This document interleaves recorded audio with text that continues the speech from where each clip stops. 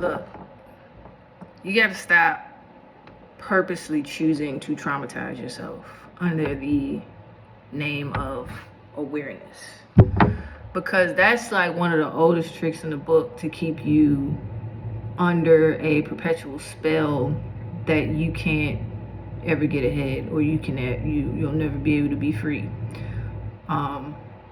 from the tumult and trauma of this world. Like, and this is something that Black people especially struggle with, because I think a lot of Black people have survivor's guilt and survivor's remorse and don't understand and don't realize it. Because one of the things about survivor's guilt, first of all, guilt is a very useless emotion. It has no purpose, and it's also very parasitic at its core. Because what you need for guilt to be useful is to hold on to a little piece of someone else's story or traumatic event so that you can be okay with whatever prosperity you have. And a lot of times what happens when people have survivor's guilt, survivor's remorse, it's an unknowing thing. Because on the surface level, yeah, it seems like a good-hearted, good-natured thing to do. But you got to understand that you can be prosperous just because you exist.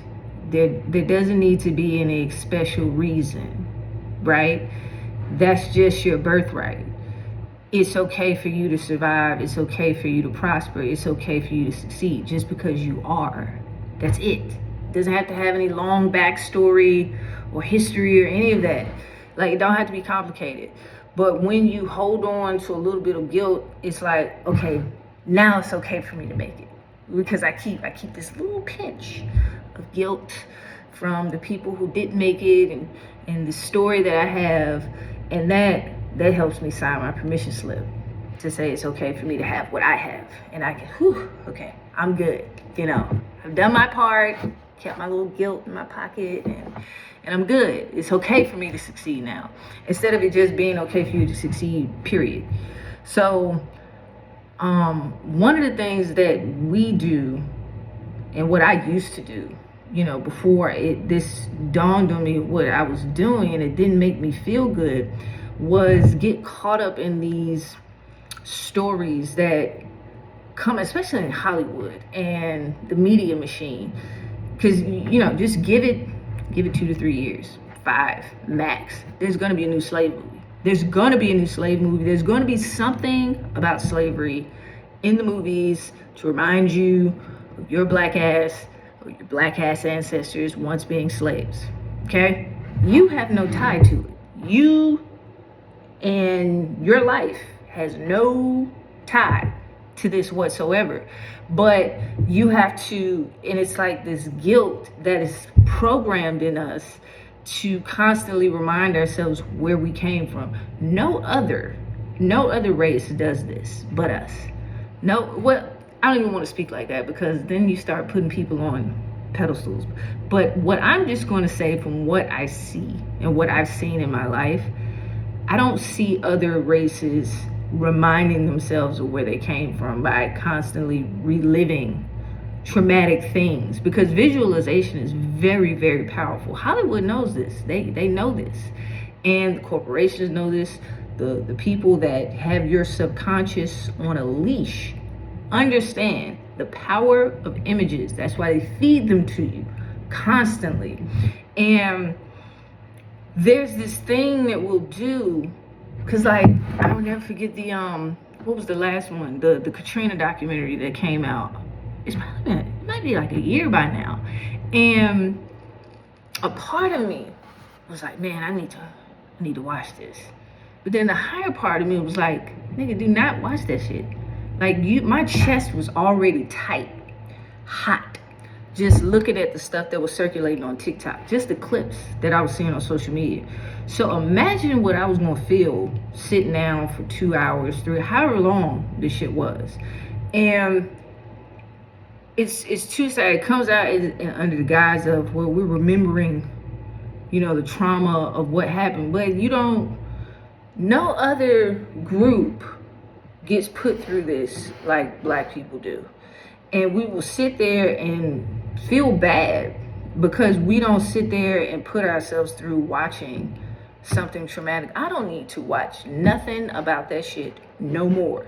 I know the story. I know the horrors. I can only imagine what it was like being in the Superdome, and just, even if I just sit and think about it for a good 5 minutes, my spirit is disturbed, okay?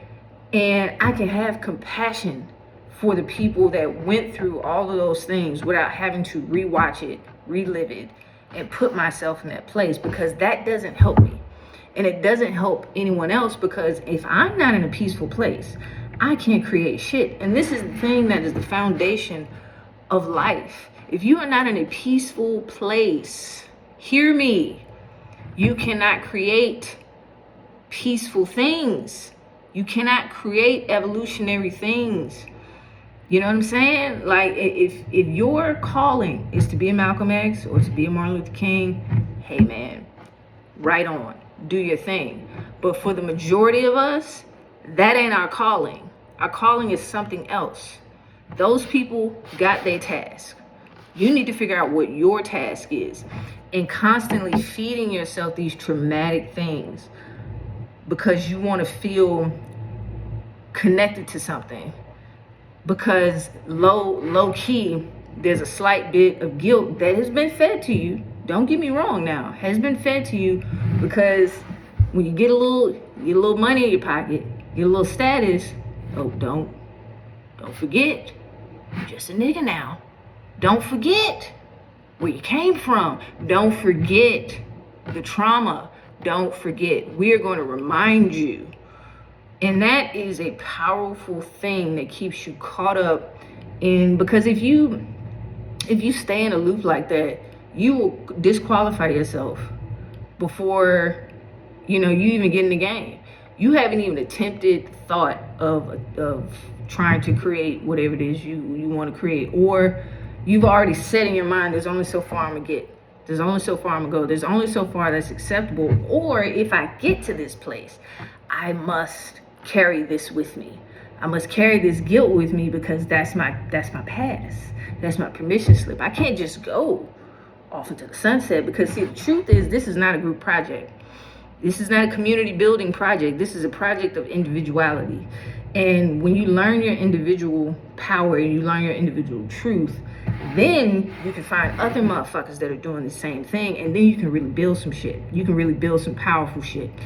Because see, the trick is, where if everybody doesn't make it, nobody can. Don't nobody else do that shit. No one else does that. Because no, I'll be damned. There's no way that it's going to be the case of, well, if everybody doesn't make it, I can't make it either. Fuck that. You will never make it.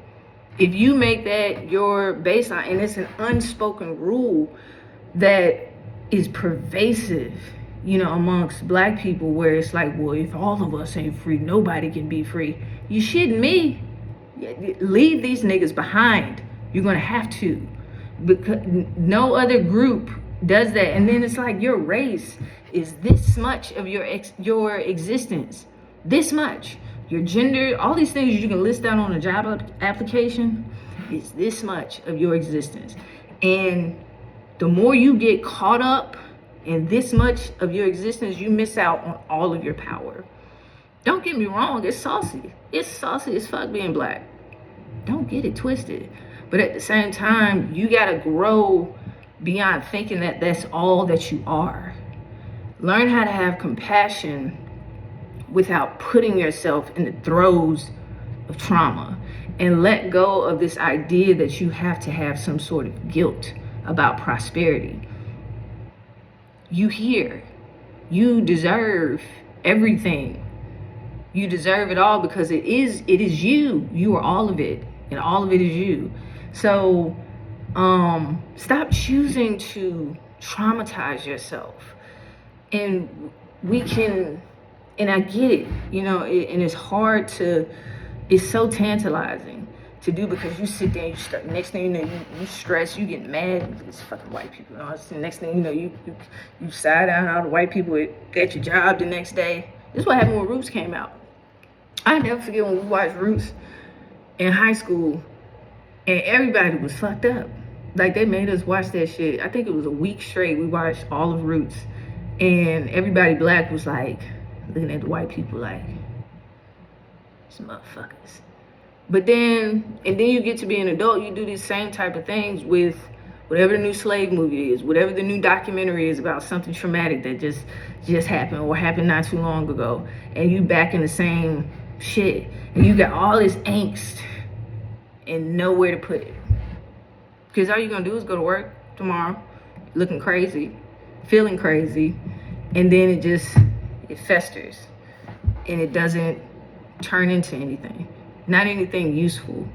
So be aware, of course, know what things are, but don't get so caught up in it to where it's throwing you off of your shit, because you gotta stay in balance.